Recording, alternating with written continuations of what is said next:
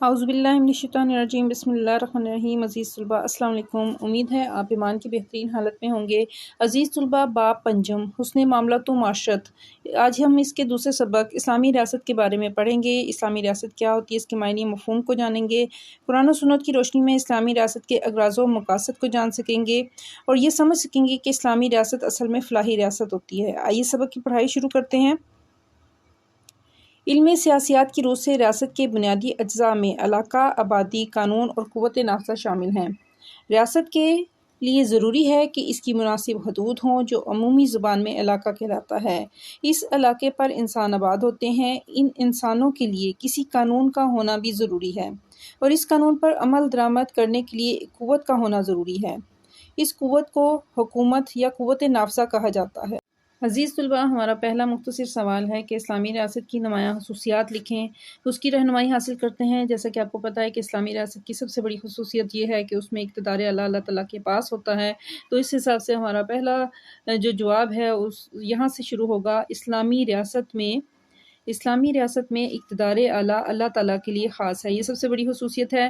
دوسری یہ ہے کہ مسلم ریاست کے تمام اداروں اور اقدامات میں، یعنی کہ زندگی کے ہر میدان میں عدل و انصاف کے ذریعے حاکمیت الہیہ کو جاری اور ساری ہونا چاہیے۔ یہ ہمارے پہلے مختصر سوال کا جواب ہے۔ آگے پڑھتے ہیں کہ مسلم علماء نے معاشرے کے 3 بنیادی ادارے بیان کیے ہیں، جن کو خاندان، مسجد اور مکتب کا نام دیا جاتا ہے۔ یہ 3 ادارے انسان کی بنیادی تربیت کا فریضہ انجام دیتے ہیں۔ یہی تربیت یافتہ افراد حکومت میں اپنی خدمات پیش کر کے ریاست کو مضبوط بناتے ہیں۔ ریاست کے بنیادی ادارے مقننہ، عدلیہ، انتظامیہ کہلاتے ہیں۔ مقننہ کے افراد قانون بناتے ہیں۔ صوبائی اور قومی اسمبلیاں اور ایوان بالا یعنی سینٹ قانون ساز ادارے کہلاتے ہیں۔ عدلیہ اس قانون کے مطابق فیصلہ کرتی ہے اور انتظامیہ ان فیصلوں پر عمل درآمد کراتی ہے۔ میڈیا مثبت اور منفی کرداروں کو عوام الناس کے سامنے اجاگر کرتا ہے۔ عزیز طلبہ، ہمارا دوسرا مختصر سوال ہے کہ اسلامی فلاحی ریاست سے کیا مراد ہے؟ تو اس کا جواب پڑھ رہی ہوں کہ اسلامی ریاست حقیقت میں ایک فلاحی ریاست ہوتی ہے۔ یہاں سے ہم دوسرے مختصر سوال کا جواب جو ہے وہ لکھنا شروع کریں گے۔ اور فلاحی ریاست کیا ہوتی ہے، فلاحی ریاست کا مقصد کیا ہے، وہ اس میں سارا شامل ہوگا کہ فلاحی ریاست کا مقصد ایک ایسے معاشرے کا قیام ہے جو ہر میدان میں عدل کے ذریعے سے خیر خواہی اور مخلوق خدا کی خدمت کرنے والی ہو۔ یہ اسلامی فلاحی ریاست ہے۔ اس سے مراد یہ ہے، اور جو نبوی تعلیمات کی روشنی میں، نبوی تعلیمات کیا ہیں کہ اللہ تعالیٰ کے احکامات جو نبی پاک صلی اللہ علیہ وسلم کے ذریعے ہم تک پہنچے ہیں، اس کی روشنی میں امن و امان کے قیام اور دفاعی انتظامات کے علاوہ زندگی کے ہر شعبے میں اخوت، محبت اور امانت داری کے نظام کو قائم کرنے والی ہو۔ یہ اسلامی فلاحی ریاست کی تعریف ہے۔ اس سے کیا مراد ہے، آگے پڑھتے ہیں۔ دین اسلام میں مذہب اور سیاست کا آپس میں گہرا تعلق ہے۔ اسلام کے سیاسی نظام کا بنیادی مقصد ایک ایسی امت کی تشکیل ہے جو عدل و انصاف کی علم بردار ہو، اور یہ ہر طبقہ حیات میں احکامات الہیہ کی سربلندی کے ذریعے سے ہی ممکن ہے۔ مسلم حکمران کے بنیادی فرائض کے سلسلے میں ارشاد باری تعالیٰ ہے۔ ترجمہ سورہ حج کی آیت 41 کا ہے۔ یہ وہ لوگ ہیں کہ اگر ہم ان کو زمین میں اقتدار بخشیں، یہ نماز قائم کریں گے اور زکوٰۃ ادا کریں گے اور نیکی کا حکم دیں گے اور برائی سے روکیں گے، اور تمام کاموں کا انجام اللہ کے اختیار میں ہے۔ مسلم حکام کے دیگر فرائض میں عدل و انصاف کا قیام، غربت کا خاتمہ، فلاح عامہ، اسلامی تعلیمات کا فروغ، اسلام کے عدالتی احکام کا نفاذ، حدود و قصاص، مسلمانوں کا دفاع، ملت اسلامیہ کی حمایت و نصرت، اور معاشرے میں امر بالمعروف و نہی عن المنکر کا قیام قابل ذکر ہیں۔ اسلامی فلاحی ریاست میں ہر پہلو سے قرآن و سنت کی تعلیمات کی کارفرمائی ہوتی ہے۔ یہ لائن آپ دوسرے مختصر سوال میں شامل کر سکتے ہیں کہ اسلامی فلاحی ریاست میں ہر پہلو سے قرآن و سنت کی تعلیمات کی کارفرمائی ہوتی ہے، اور قرآن و سنت کے علاوہ کوئی ایسا قانون بھی نہیں بن سکتا جو اسلام کی روح کے منافی ہو۔ یہاں تک آپ اپنے دوسرے مختصر سوال میں کہ اسلامی فلاحی ریاست سے کیا مراد ہے، اس میں یہ لائن بھی شامل کر سکتے ہیں۔ کیونکہ ریاست کا مقصد افراد اور معاشرے کے حقوق و مقاصد کا تحفظ کرنا ہے تاکہ انہیں ترقی کے یکساں مواقع فراہم ہو سکیں۔ اسلامی ریاست میں بحیثیت انسان مسلم اور غیر مسلم میں کوئی فرق نہیں ہے۔ اسلامی ریاست نے غیر مسلموں کو جان و مال اور عزت کے تحفظ کے علاوہ بے شمار حقوق دیے ہیں۔ ہمارا تیسرا مختصر سوال ہے کہ اسلامی ریاست میں غیر مسلموں کے کوئی سے دو حقوق بیان کریں۔ تو پہلا حق تو یہ ہے کہ ان کے جان و مال اور عزت کا تحفظ ہے، اور دوسرا حق ان کا جو ہے اسلامی حکومت غیر مسلموں کو اپنے مذہب میں عمل کرنے کی پوری آزادی دیتی ہے اور ان کی عبادت گاہوں کا تحفظ کرتی ہے۔ یہ دو حقوق ہم نے بیان کرنے ہیں۔ یہاں سے تیسرے مختصر سوال کا جواب ہے کہ اسلامی ریاست نے غیر مسلموں کو جان و مال اور عزت کے تحفظ کے علاوہ بے شمار حقوق دیے ہیں۔ دوسرا، اسلامی حکومت غیر مسلموں کو اپنے مذہب پر عمل کرنے کی پوری آزادی دیتی ہے اور ان کی عبادت گاہوں کا تحفظ کرتی ہے۔ یہاں تک ہمارے تیسرے مختصر سوال کا جواب ہے۔ عزیز طلباء، ہمارا چوتھا مختصر سوال ہے کہ اسلامی ریاست میں سپہ سالاروں کو جاری کردہ کوئی سے 3 احکام لکھیں۔ تو اس پیراگراف کی پڑھائی میں ہمارے چوتھے مختصر سوال کا جواب ہے، اسلامی حکومت میں افواج اور ان کے سپہ سالاروں کو ہدایت تھی کہ خبردار زمین میں فساد نہ مچانا، شرعی احکام کی خلاف ورزی نہ کرنا، کھجور کے درخت نہ کاٹنا اور نہ انہیں جلانا، چوپایوں کو ہلاک نہ کرنا، پھل دار درخت نہ کاٹنا، عبادت گاہیں نہ گرانا، بچوں، بوڑھوں اور عورتوں کو قتل نہ کرنا۔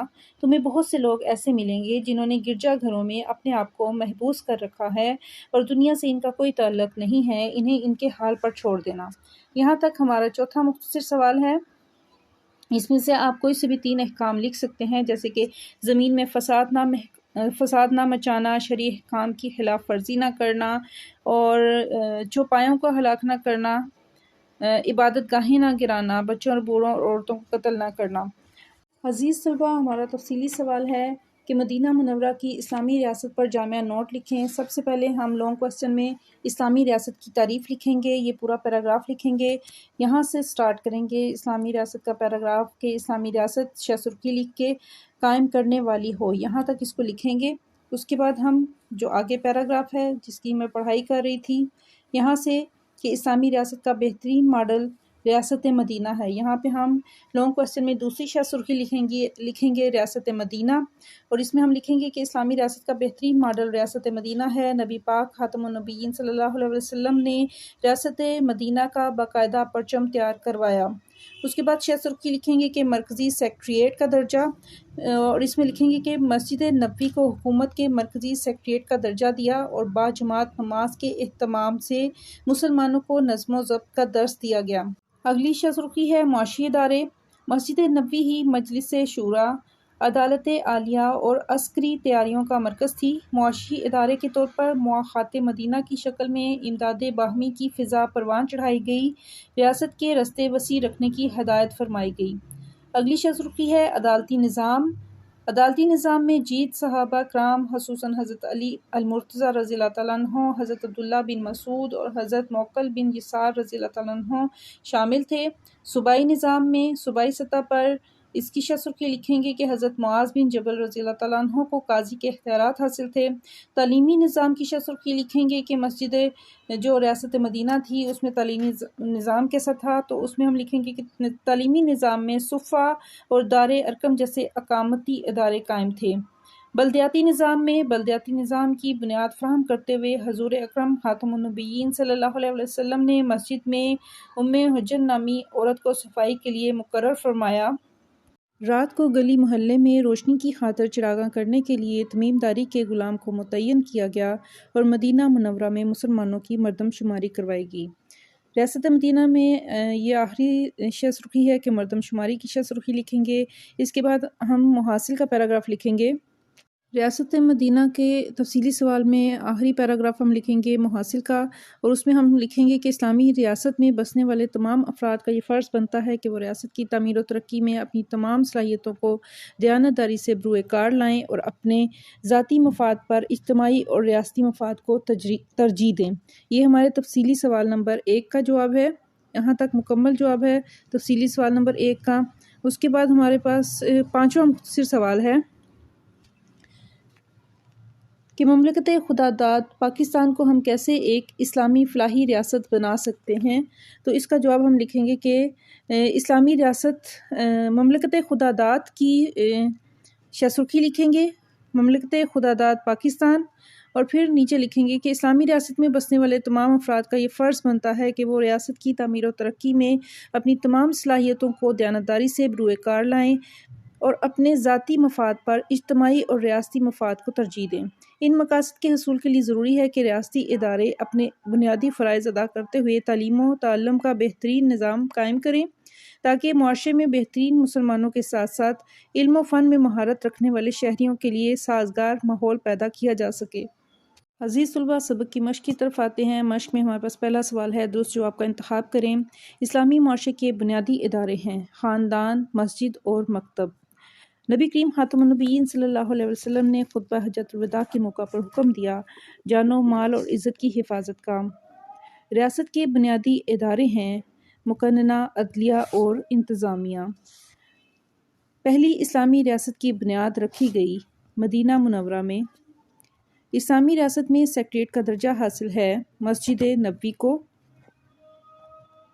مختصر جواب دیں۔ اگلا سوال ہے، ان تمام سوالات کی رہنمائی ہم نے سبق کی پڑھائی کے دوران حاصل کر لی ہے۔ سوالات کو ایک دفعہ پڑھتے ہیں کہ اسلامی ریاست کی نمایاں خصوصیات کیا ہیں۔ یہ وہی خصوصیات ہیں جس میں اللہ تعالیٰ کی حاکمیت کا ذکر کیا گیا ہے۔ اسلامی فلاحی ریاست سے کیا مراد ہے؟ اسلامی ریاست میں غیر مسلموں کے کوئی سے 2 حقوق بیان کریں۔ اسلامی ریاست میں سپہ سالاروں کو جاری کردہ کوئی سے 3 احکام لکھیں۔ ان تمام سوالات کی رہنمائی ہم سبق کی پڑھائی کے دوران لے چکے ہیں۔ آخری سوال ہے، مملکت خداداد پاکستان کو ہم کیسے ایک اسلامی فلاحی ریاست بنا سکتے ہیں؟